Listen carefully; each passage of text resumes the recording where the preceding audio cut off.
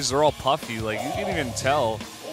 And, of course, if you look at his stats, he's 6-0 versus Protoss. He has not lost the game versus Protoss. This is why the Koreans are voting for him. He comes out on this map almost every time, too. This is like his home field advantage that he has. But his performance at DreamHack wasn't as good as he was expecting, wasn't as good as Casper was wanting. Look at his eyes. He looks so exhausted. He's got dark rings under his eyes with makeup. That's hard to do. This is the sign of a player who just traveled. PartinG's been in Korea. He's 3-0 versus Zerg. He's undefeated. He is amazing at playing aggressive. He's going to do it on this map. If he doesn't, I feel like he's just not playing to his strengths, especially even to RorO's weaknesses. And he's been in Korea practicing day in, day out for this match, whereas RorO was on a plane. Yeah. Now, consider that PartinG also just came off of a finals loss. He did lose a Protoss versus Protoss series against Zest, one that he was losing.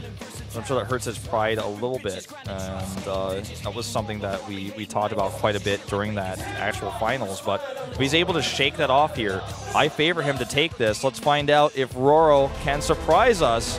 The map is King Sejong Station. This is the SPL.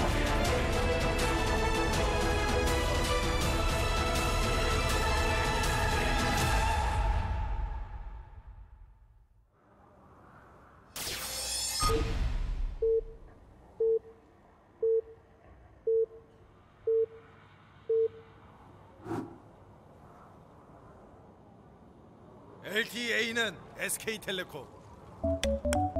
Down here in the bottom right on the King Sejong Station in the pink for Samsung Galaxy Con, Zerg players RorO. Closing his eyes, taking a nap. Up against PartinG. Just been relaxing, chilling out, maxing all cool. And all shooting some b-ball outside of the school? No, just playing some ladder games. All right, okay. But, I mean, you might have, in his spare time, played a game or two. But yeah, I think leave the basketball out of this. Is probably just. Hey, basketball is a lot of fun. Yeah, no, it's true. Playing it recently here in Korea with some friends. So is Minesweeper, but I mean, you know, if you're practicing for Pro League, probably playing a lot more of that than basketball. Yeah, probably. Probably not necessarily, but you know, I'd say there's a high chance. Yeah. And if you look at the stats for RorO on this map, he's 4-0. Of course, they're stellar. You can't really take that away from this guy. He's one of the he is the best ZVP player we have in Pro League, just based on stats alone, and even based on play. Comes out on this map all the time. He plays so many ZVPs on this map. He's so experienced here. But and that's the reason why it makes sense that the Korean casters went for it. But I just, you know, we go on condition a lot here.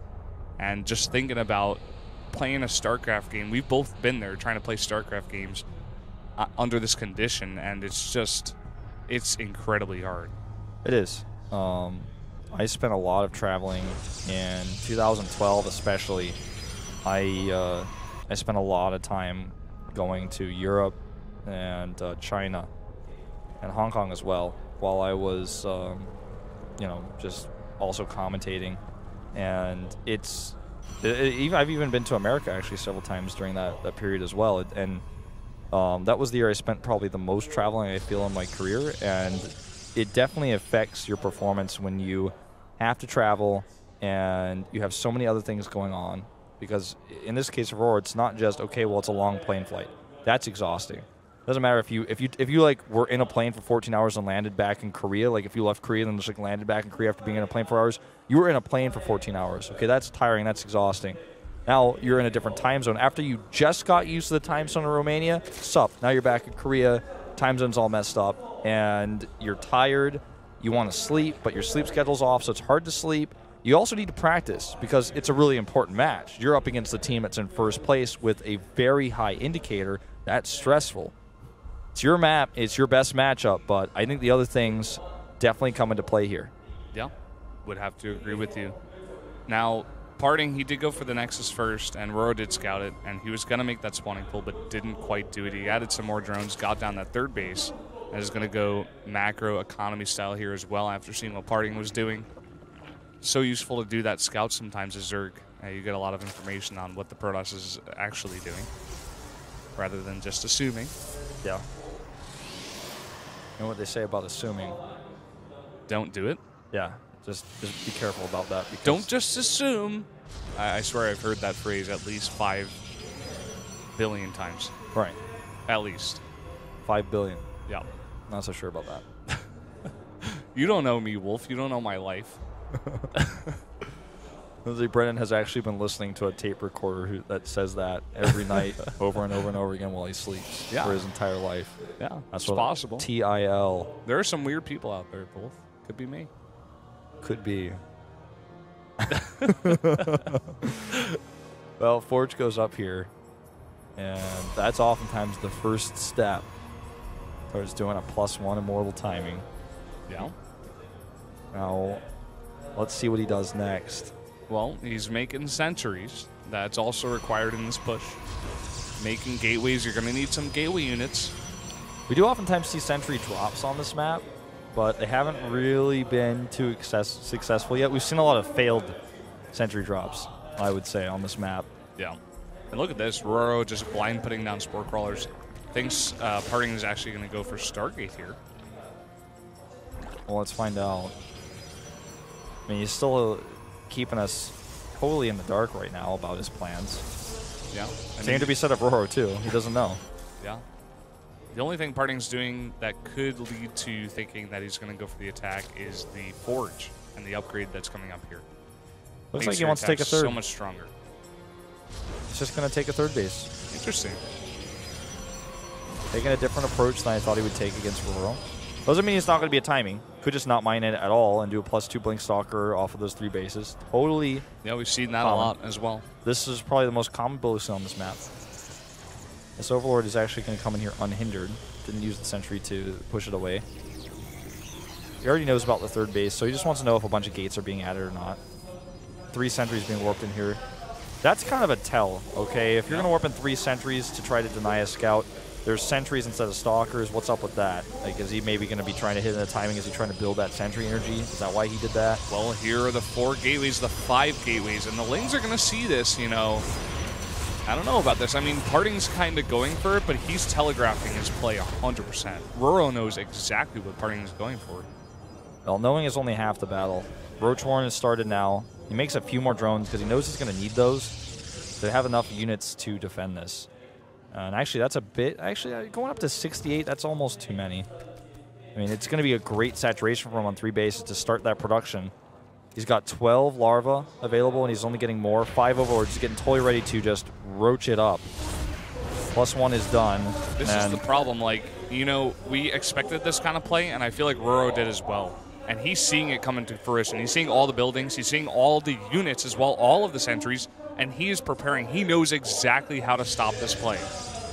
Well, that 4th base that he's making right now, if PartinG decides to go over there even close to it, no chance he keeps that, but that might just be one of his tactics of saying, you know what, I'm going to get some extra production out of it. Maybe if he doesn't attack it, I'll be able to mine from it later. But if he does attack it, then it buys me time, something I sorely need.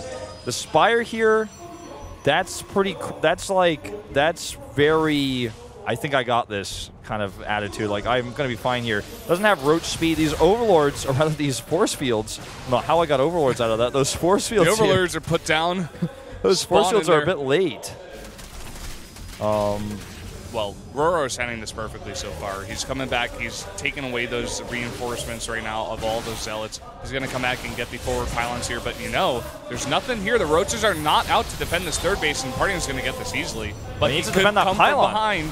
Yeah, that pylon is everything right now, because if he loses that, then he's not going to be able to, you know, continue the warp ends. Now he splits his units. Time Warp goes down to catch those flankers, and he's going to go in for the attack now, kill the rest of those roaches. The base is gone.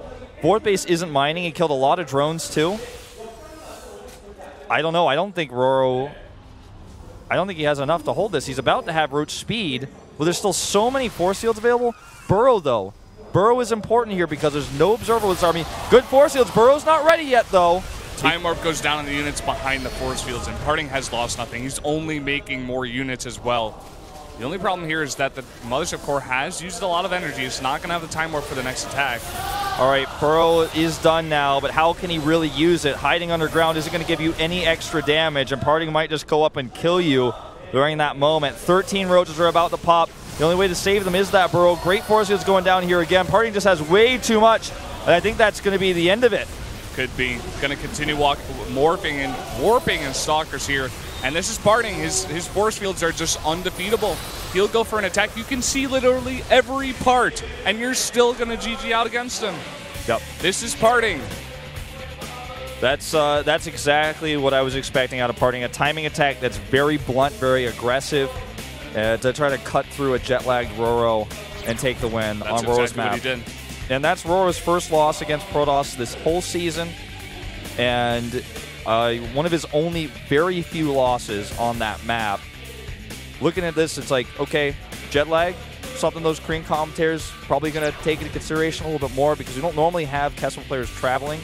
So maybe this effect hasn't really, if you're a Korean commentator looking at this, well, I think he's just, is jet lag really that big of a deal? Because Korean commentators aren't actually traveling around think either. about it. They just look at RorO stats against Protoss 6-0, and on that map 4-0, he's like, well, obviously RorO, but even just looking at RorO's play during the whole game, he just looked slow.